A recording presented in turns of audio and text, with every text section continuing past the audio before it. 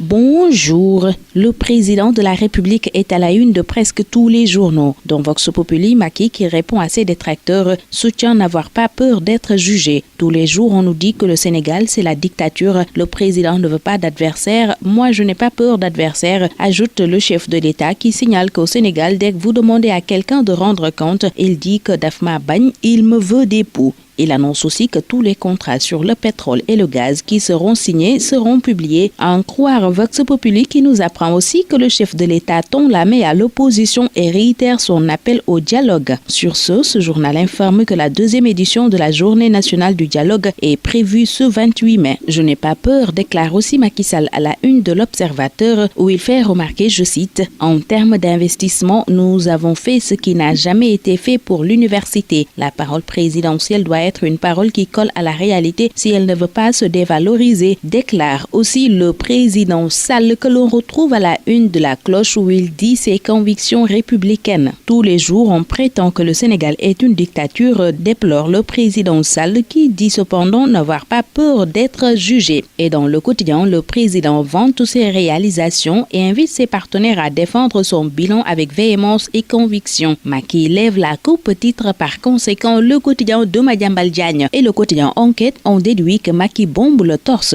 Le lancement du tome 1 du livre Convictions républicaines a été hier une occasion pour le président de la République de revenir sur certains aspects de son bilan. Nous avons réalisé ce que personne n'a encore fait, a-t-il soutenu à cette occasion. Macky n'a pas aussi raté cette occasion pour vider son sac. Les assises ne sont pas la Bible, le Coran ou la Torah, a-t-il tonné, nous apprend l'AS. Pendant ce temps, Walf Quotidien nous parle de ce que risque Idriss Seck suite à ses propos sur l'islam et son renoncement à la confrérie tidjane. Il a présenté publiquement ses excuses, mais le coup est déjà parti et ses propos controversés sur le conflit israélo-palestinien et son renoncement à la confrérie tidjane peuvent lui coûter des voix en 2019, fait savoir ce journal. Dans le journal Libération, l'on informe qu'Awa Ndiaye s'est planté en annonçant l'arrestation de membres du site Sénéporno, car d'après ce journal, les dernières interpellations liées à cette enquête remontent à décembre 2017 et les mises en cause étaient des fournisseurs du site. Restons avec Libération qui nous apprend par ailleurs qu'après le contrat de 50 millions de dollars signé à travers sa filiale offshore et Grande Côte Opération qui exploite le zircon le 25 août 2011, SNC Lavigne a utilisé une société écran logée au Liban pour payer de mystérieuses commissions. Déjà, comme le révélaient les West Africa Leaks,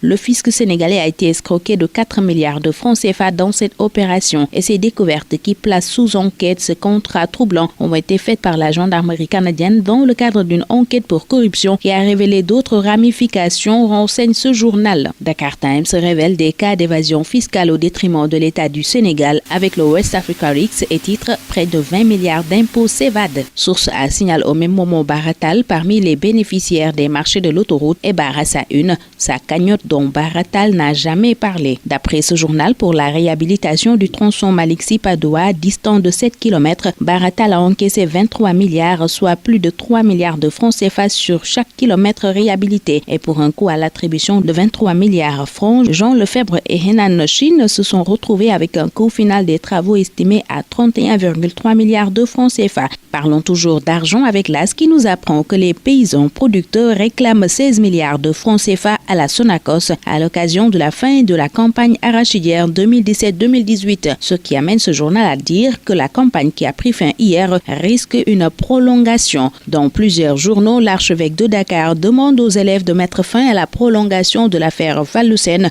qu'est la grève illimitée déclenchée au niveau national. Dans le quotidien de Madiambal Diagne, Monseigneur soutient que cela ne paraît pas très inspiré. Et dans Vox Populi, l'Église invite tout simplement les étudiants à regagner les amphis. Monseigneur Benjamin Ndiaye rappelle dans ce journal que les études constituent le seul bien qu'un étudiant peut avoir. Et il faut selon lui dans ce pays que l'on apprenne à se parler. La quasi-totalité des journaux en parle. Il s'agit de l'incendie qui a emporté 4 enfants d'une même famille à Fass-Barigo à Guinguinéo. De Enquête à Vox Populi en passant par l'AS. Ce dernier quotidien fait remarquer d'ailleurs que parmi ces 4 enfants qui ont péri dans l'incendie figurent des jumelles. Le quotidien du sport Stade sur la Ligue des champions prévue à 18h45 s'interroge sur un triplé du Real ou un exploit des Reds. Dans Record, Sadio Mané, attaquant de Liverpool, affiche son souhait de rendre fier hier les Sénégalais à l'occasion de cette affiche. Et c'est ce qui met fin à ce tour des quotidiens. Très bonne lecture, excellent week-end à tous.